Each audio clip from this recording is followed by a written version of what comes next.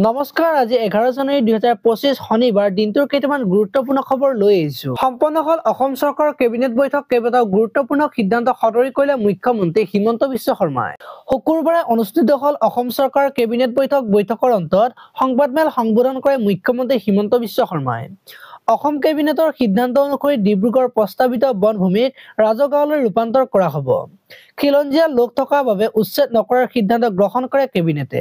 একেদৰে এতিয়াৰ পৰা শাক-পাচলি বজাৰত বিক্ৰী কৰিলে মহলদাৰক দিব নালাগে কৰ। শাক-পাচলি আৰু তামোল পাণ বিক্ৰী কৰা লোকৰ পৰা মহলদাৰে ল'ব নোৱাৰিব টকা। এই সিদ্ধান্ত ৰাজ্যিক কেবিনেটৰ। পৰৱৰ্তী খবৰটো হৈছে বিশ্বভাৰতীৰ অসমীয়া বিভাগক বিশ্ববিদ্যালয় অনুদান আয়োগৰ পূৰ্ণাংগ বিভাগৰ স্বীকৃতি। ৰাজ্যৰ বাহিৰৰ উচ্চ শিক্ষানুষ্ঠানত প্ৰথমটো আৰু একমাত্ৰ পূৰ্ণাংগ অসমীয়া বিভাগ ৰূপে লাভ কৰিলে অনুমোদন। 1979 চনত এজনীয়া অধ্যাপকৰ আসনেৰে আৰম্ভ হোৱা বিভাগটোৱে আৰু 4 বছৰৰ পাছতে স্বৰ্ণ জয়ন্তী বৰ্ষত ভৰি দিব। তাৰ আগেয়ে বিশ্ববিদ্যালয় অনুদান আয়োগৰ এই সিদ্ধান্ত বিভাগটোলৈ অসমবাসীলৈ তথা অসমীয়া ভাষা প্ৰেমী সকললৈ আনন্দৰ বতৰা কঢ়িয়াই আনিছে। পৰৱৰ্তী খবৰটো হৈছে একাধিক অভিলাষী প্ৰকল্পৰ ঘোষণা কেন্দ্ৰীয় মন্ত্ৰী সৰ্বানন্দ সোণোৱালৰ। আগন্তুক 5 বছৰত কেন্দ্ৰই জল পৰিবহণত ব্যয় কৰিব 50,000 কোটি টকা। এই বৈঠকতে দেশৰ আভ্যন্তৰীণ জল পৰিবহণৰ আমূল পৰিৱৰ্তনৰ উদ্দেশ্যৰে গ্ৰহণ কৰা হয় কেইবাটাও গুৰুত্বপূৰ্ণ সিদ্ধান্ত। পৰৱৰ্তী খবৰটো হৈছে উমৰাংচুত আগবাঢ়িব পৰা নাই উদ্ধাৰকাৰী দল। কয়লা খনিৰ খাদত অবিৰত জল নিৰ্গমন। উমৰাংচুত নিখোজ শ্ৰমিকক বিচাৰি হাহাকাৰ আত্মীয়ৰ। ইতিমধ্যে ONGCৰ বিকল হৈ পৰা মটৰৰ বাবে যোৱা দুদিনে ব্যাহত হৈ পৰিছে উদ্ধাৰ অভিযান। আনহাতে কয়লা খনিটোৰ 300 ফুট উচ্চতালৈ পানী বৃদ্ধি পোৱাত উদ্ধাৰ অভিযানত আহিছে জটিলতা। পৰৱৰ্তী খবৰটো হৈছে অসম চৰকাৰৰ কেবিনেট বৈঠক সম্পন্ন। বিদ্যালয় প্ৰাদেশিকৰণক লৈ মুখ্যমন্ত্ৰীয়ে কৰিলে ডাঙৰ ঘোষণা। সম্পন্ন হল অসম চৰকাৰৰ কেবিনেট বৈঠক। শুকুৰবাৰে সন্ধিয়া অনুষ্ঠিত কেবিনেট বৈঠকৰ অন্তত মুখ্যমন্ত্ৰী হিমন্ত বিশ্ব শৰ্মা সম্বোধন কৰে সংবাদমেল। আজিৰ কেবিনেটত বিদ্যালয় প্ৰাদেশিকৰণক লৈ লোৱা হয় গুৰুত্বপূৰ্ণ সিদ্ধান্ত। 2006 চনত বাদ পৰা বিদ্যালয় হ'ব প্ৰাদেশিকৰণ। এই ঘোষণা কৰে মুখ্যমন্ত্ৰীয়ে।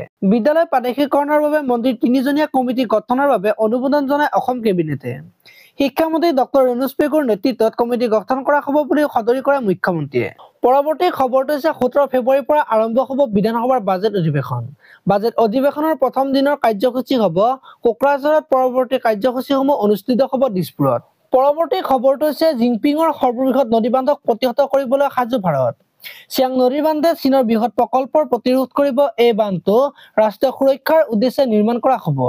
আমি প্ৰথমে এটা PVR নিৰ্মাণ কৰিম। যদি প্ৰকল্পটো লাভজনক প্ৰমাণিত হয় তেতিয়াহে বান্ধটো নিৰ্মাণ কৰা হ'ব। পৰৱৰ্তী খবৰটো হৈছে জিনপিঙৰ সৰ্ববৃহৎ নদীবান্ধক প্ৰতিহত কৰিবলৈ সাজু ভাৰত। চিয়াং নদীৰ বান্ধে চীনৰ বৃহৎ প্ৰকল্পৰ প্ৰতিৰোধ কৰিব। এই বান্ধটো ৰাষ্ট্ৰীয় সুৰক্ষাৰ উদ্দেশ্যে নিৰ্মাণ কৰা হ'ব। আমি প্ৰথমে এটা PVR নিৰ্মাণ কৰিম। যদি প্ৰকল্পটো লাভজনক প্ৰমাণিত হয় তেতিয়াহে বান্ধটো নিৰ্মাণ কৰা হ'ব। মিছন বসুন্ধৰা 3.0ক লৈ আজি অনুষ্ঠিত অসম কেবিনেটে গ্ৰহণ কৰে বিশেষ সিদ্ধান্ত। নামঘৰ বা মন্দিৰ সমিতিয়ে যদি পৰ্টেলত আবেদন কৰিব পৰা নাই তেওঁলোকে মেনুৱেলিও কৰিব পাৰিব আবেদন। মিছন বসুন্ধৰা 3.0ক লৈ অনুষ্ঠিত অসম কেবিনেটে গ্ৰহণ কৰে বিশেষ সিদ্ধান্ত। নামঘৰ বা মন্দিৰ সমিতিয়ে যদি পৰ্টেলত আবেদন কৰিব পৰা নাই তেওঁলোকে মেনুৱেলিও কৰিব পাৰিব আবেদন।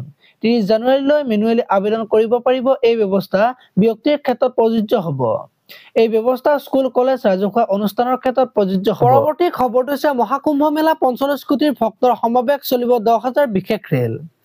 উত্তৰ ভাৰতৰ পণ্যভূমি প্ৰয়াগৰাজত অহা 13 জানুৱাৰীৰ পৰা আৰম্ভ হ'ব বিশ্বৰ ভিতৰতে সৰ্ববৃহৎ ধৰ্মীয় উৎসৱ মহাকুম্ভ মেলা। মহাকুম্ভ মেলাৰ বাবে উত্তৰ প্ৰদেশ চৰকাৰে ব্যয় কৰিছে প্ৰায় 6,382 কোটি টকা।